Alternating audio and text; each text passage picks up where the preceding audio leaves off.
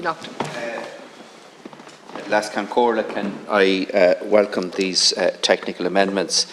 Can I just say, Minister, just over 11 years ago, I published private members' legislation here in this House to close off a number of anomalies with the monitoring of sex offenders post their release from prison. And here we are 11 years later now. That legislation has been enacted. And I hope that it goes to Áras an Uachtaráin, that it is signed by the President, and that each of the provisions in this are applied and implemented as quickly as possible by the Department of Justice, and that there isn't a time lag from the enactment of this legislation and its application because of the issues that are involved here. And I thank the Minister and his officials in particular for their engagement in relation to this legislation, in relation to previous legislation, in relation to PQs and so forth down through the years in relation to it.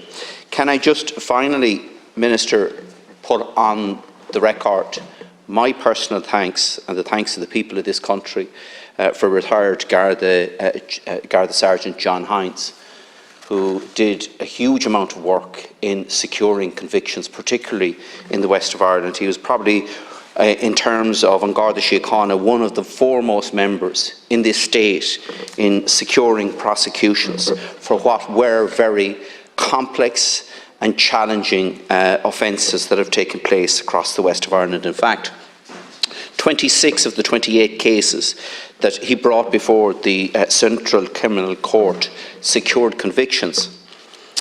And in 27 of those 28 cases, the late Detective Garda Colm Harkin was involved in those. And we think of Detective Garda Harkin and his family today in terms of the effort and commitment that he gave to the local community in West Roscommon, but across the west of Ireland in terms of these very important convictions that were secured down through the years. And of course I also want to acknowledge Garda Maeve Carthy, who's still in the force, who was involved in securing those prosecutions as well. Thank you.